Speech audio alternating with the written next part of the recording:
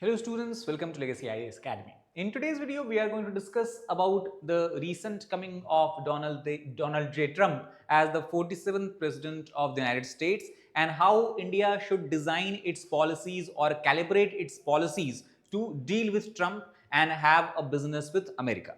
So first of all, the reason why we are discussing about this because just when he took the oath of his office, he has declared that the golden age of America has begun under his presidency. And here he has clearly emphasized that his administration is going to focus aggressively on the America First trade policy, which simply means that he is going to uphold the interest of United States and its citizens, its residents first as compared to the other allied countries or the partner countries. Now, while giving a clear message of trade reciprocity simply here means that what other countries have to offer, depending on that, US will also engage with them. Trump's initial statement also provide, on the other hand, space for dialogue and course correction. That means he is willing to strike a deal if he deems fit that it is in the America's best interest.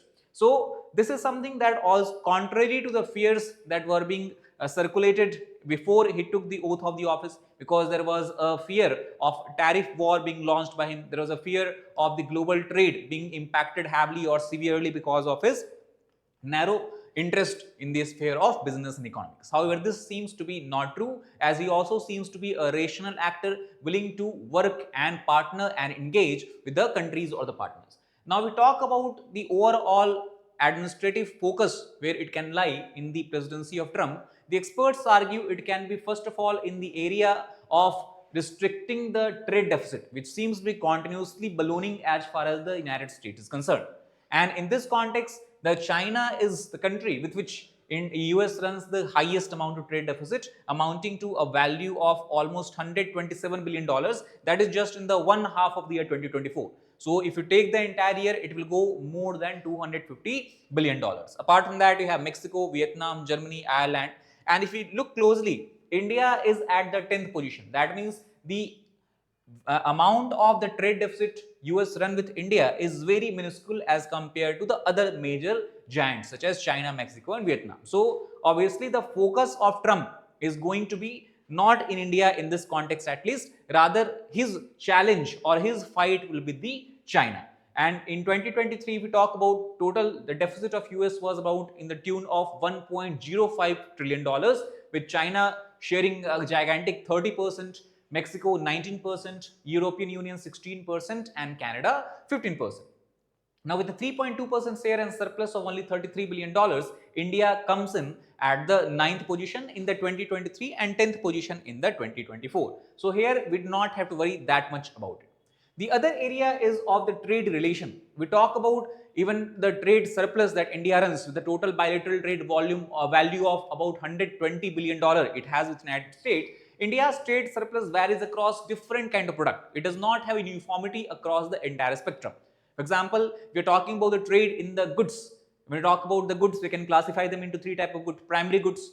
Primary goods basically are the raw minerals that is largely taken from the nature and is exported. It can be in terms of the crude oil, it can be in terms of coal, it can be diamond and many other things. So in context of primary goods, the import from the US is $30 million, export is less than $1 billion.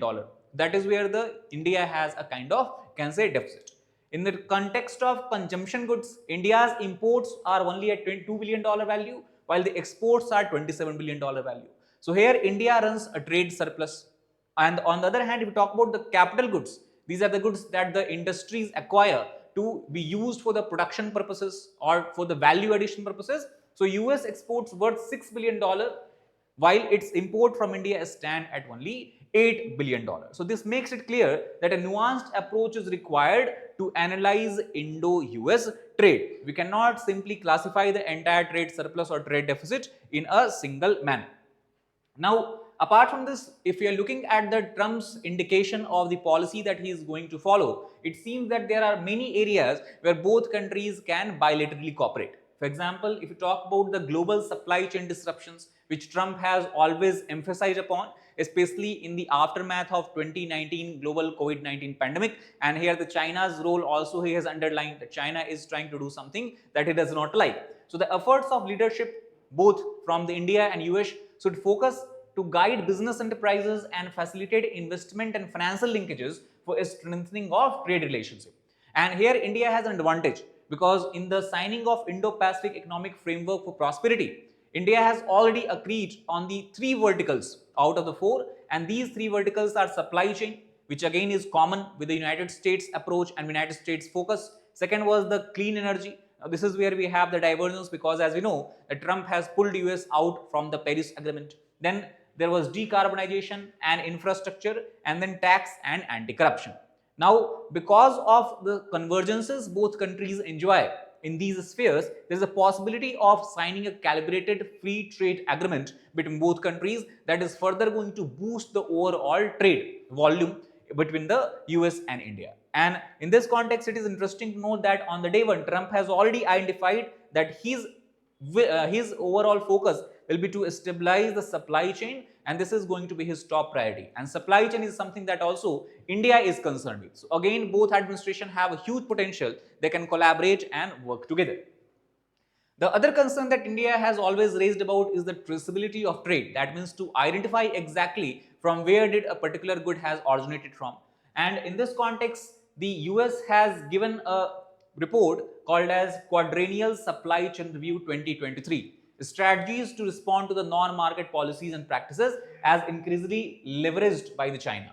When you talk about the non-market policies and practices, it refers to such practices where China is trying to take advantage of a third country by pushing the goods into the United States or any other country, so that it becomes difficult to trace the origin of goods to the China in this particular case. So it shows that how a third party, China, is using other countries to target the US economy. And this is something that Trump has also focused, that he will ensure that it does not happen. So bringing greater traceability in trade is something which this report focuses upon. And as far as the traceability is concerned, it has been issue for India as well. So as we have discussed, apart from the trade traceability, we also have the supply chain. That is a common thing where both countries are concerned about. So that is an area where both can collaborate and cooperate. Now, if we try to think from the perspective of, let us suppose a China-US trade war looms large, will it be advantageous for India? Now, it seems it is not true.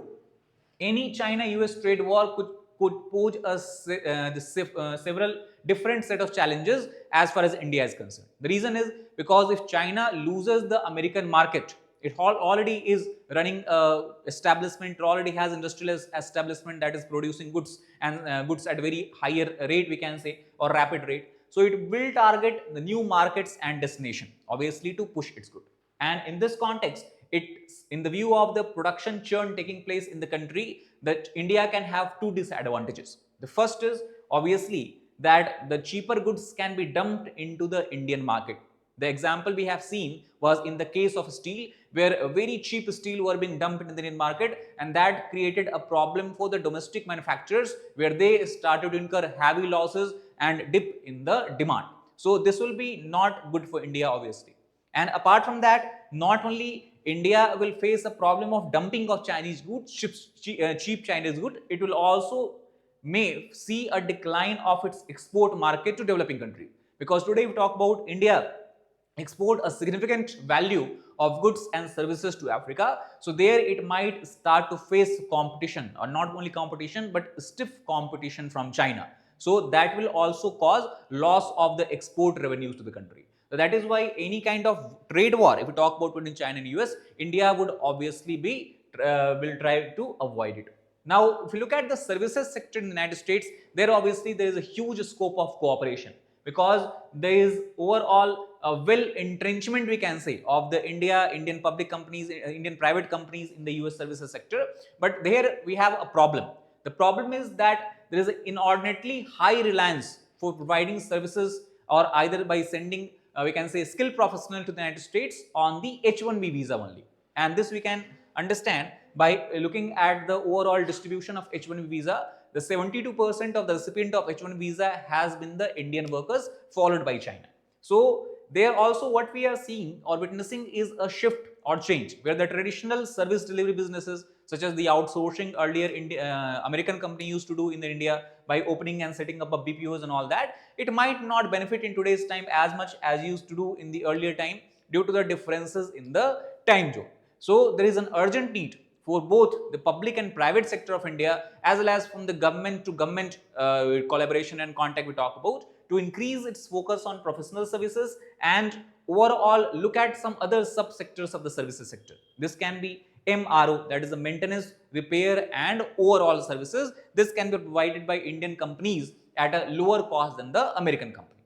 So overall what we can say is the way ahead, the government should try to emphasize in simplifying the H1B process. As we have discussed, India is the recipient of the largest H1B visa issued by US, amounting to 72%. And in this context, the current process of getting the visa is very complicated, and many times even at the level of External Affairs Minister, the matter has been raised, the concern has been raised with the US administration.